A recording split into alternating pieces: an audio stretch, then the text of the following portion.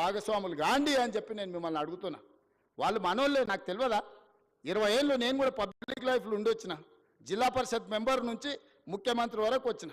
ఓసారి జడ్పీటీసీ, ఓసారి ఎమ్మెల్సీ, 2 సార్లు ఎమ్మెల్యే, ఓసారి ఎంపీ, ఈరోజు ముఖ్యమంత్రి. 20 ఏళ్ళు పేదోళ్ళ మధ్యలోనే తిరిగిన కదా, ఉన్నా కదా. పేదోడి దుఃఖం నాకు తెలియదా? ఇల్లు కూలితే ఎంత బాధ ఉంటుందో తెలియదా? వాళ్ళందరినీ ఎట్లా ఆదుకుందామో చెప్పండి, నష్టపరిహారం ఎట్లిద్దామో చెప్పండి. నువ్వు 7 లక్షల కోట్లు అప్పు చేసినావు, వాళ్ళ కోసం ఇంకో 10,000 కోట్లు ఎట్లయినా చేసి తీసుకొచ్చి వాళ్ళకి ఇద్దాం. మీరు మింగింది ఆపితే చాలు వాళ్ళకి ఇవ్వడానికి. ఏందుంది అందులో? 1000 ఎకరాల ఫామ్ హౌస్ ఉంది, 2 కోట్లు 3 కోట్లు ఎకరం ఉంది. అలా 2-3 వేల కోట్లు నువ్వు పండుకునే కానీ ఉంది కదా కేసీఆర్. నీ పార్టీ ఆఫీస్ ఖాతాలో 1500 కోట్లు ఉన్నాయి. నువ్వు పార్టీ పెట్టినా 15 రూపాయలు లేవు నీ దగ్గర. 1500 కోట్లు నీ ఖాతాలకు పైసలు వచ్చినాయి. ఎట్లా వచ్చినాయి?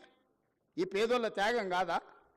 వాళ్ళు ప్రభుత్వం నుంచి, ప్రభుత్వ ఖజానా నుంచి అవసరమైతే ఒక 10,000 కోట్లు ఖర్చు అయినా వాళ్ళని ఒక మంచి అపార్ట్మెంట్స్ కట్టించి, గవర్నమెంట్ ల్యాండ్లో వాళ్ళకి మంచి ఒక కాలనీ కట్టించి, వాళ్ళందరినీ అక్కడికి తరలించి, అక్కడ ఒక హాస్పిటల్, ఒక పాఠశాల, ఒక ఐటీఐ, ఒక జూనియర్ కాలేజు, అవసరమైతే ఒక ఇంజనీరింగ్ కాలేజ్ కట్టించి వాళ్ళకు ఒక మంచి భవిష్యత్తు ఇద్దాం. సలహా ఇవ్వండి.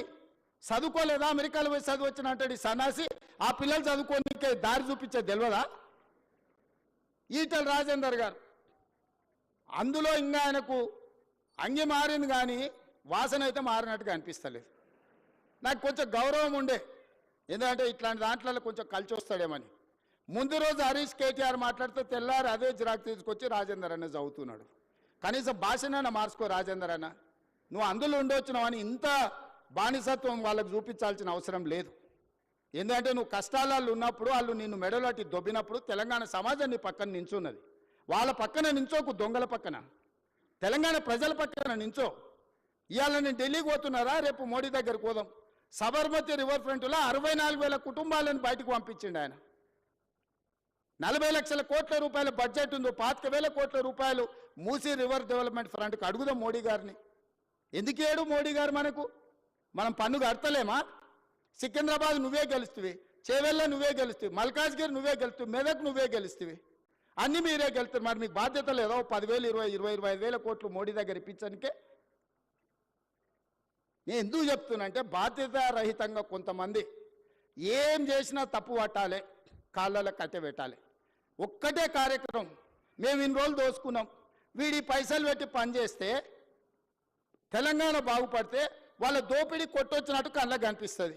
100 ఏళ్ళ గురించి నేను చెప్పిన, సాగర్ గురించి, లేకపోతే శ్రీశైలం గురించి 10 ఏళ్ళు వీళ్ళు కట్టినవి చెప్పిన. ఇప్పుడు ఒక 10 ఏళ్ళు మనం చేసే నిర్మాణము, రీజనల్ రింగ్ రోడ్ కానీ, రేడియల్ రోడ్స్ కానీ, 4th సిటీ కానీ, మూసీ కానీ, సిటీలో ఫ్లైఓవర్లు కానీ, మెట్రోలు కానీ, ఇవన్నీ పూర్తి అయితే ఈ 10 ఏళ్ళు వాళ్ళు ఏం దోపిడీ చేసి తిన్నారో ప్రజలకు తెలుస్తుందని ఎట్టి పరిస్థితుల్లో అడ్డం పడాలి. 600 అయినా దీన్ని ముందుకు సాగనీయొద్దని అంటారు. ఇక ప్రతోడు బయలుదేరుతాడు. రోజు మీరు కూడా చూసింటారు, నా మీద పోవాలి బుల్డోజర్, నా మీద పోవాలి అంటాడు. హరీష్ రావు, కేటీఆర్, వీళ్ళందరూ ఎన్ని కొనాలా మీకోసం బుల్డోజర్లు? యాడుండే అసలే మీరు 7 లక్షలు అప్పు చేసి రాష్ట్రాన్ని దివాళి తీస్తారు. మీకోసం యాడ్కెళ్ళి కొనాలి నేను? వాళ్ళని ఏం లేదబ్బా, ఒకటే వస్తే మూసి అంచుపంచునున్న వాళ్ళకి, నా దోస్తులకు అందరికి ఒకటే సూచన, పట్టుకొని 1 వారం రోజులు ఆనే కూర్చోబెట్టారు మూసీలో. ఏమొద్దు, వాళ్ళని ఒక వారం ఆడు ఉండమనుండ్రి. ఇట్లొచ్చుడు అట్లా ఓవుడు కాదు, స్టేజ్ల మీద క్యాట్ వాక్ చేసినట్టు వచ్చి ఇట్లా వచ్చి వెళ్ళిపోయినట్టు కాదు. ఒక 1 వారం రోజులు హరీష్ రావును, కేటీఆర్ను, రాజేందర్ను ఆ మూసి అంచున పేదోళ్ళు ఉన్న కాడ ఒక 1 వారం వాళ్ళని ఆడు ఉంచుర్రి. వాళ్ళ కష్టాలు తెలుస్తాయి, వాళ్ళకి ఏం మేలు చేయాలనో వాళ్ళకి అర్థమవుతుంది. కాబట్టి ఇక్కడ వచ్చిన ఇంజనీర్లకు ముఖ్యంగా రేపు జిహెచ్ఎంసీలో కానీ ఇక్కడ సిటీలో సర్వీస్లో చేరబోయే వాళ్ళు మీ కర్తవ్యంగా పెట్టుకోండి. రేపు గొప్పగా మీ సర్వీస్లో మేము రీజనల్ రింగ్ రోడ్ వేయగలిగినాము, మేము రేడియల్ రోడ్ వేయగలిగినాము, మేము మూసి నిర్మించినాము, హైదరాబాద్ నగరంలో మెట్రోను మేము నిర్మించినామని చెప్పుకునే విధంగా గొప్పగా పనిచేయండి. ప్రభుత్వం మీకు అండగా నిలబడుతుంది. ప్రభుత్వం మీకు ఏం కావాలన్నా సహకరిస్తుంది. ఈ ప్రభుత్వం మనది. ఈ ప్రభుత్వం ఎవరితో కాదు, మనం ఎవరికో చేస్తలేం. ఈ ప్రభుత్వము, ఈ రాష్ట్రం మన కుటుంబం. మన కుటుంబం కోసం మనం పనిచేసుకుంటున్నాం. మీ అందరి సహకారం ఉండాలి.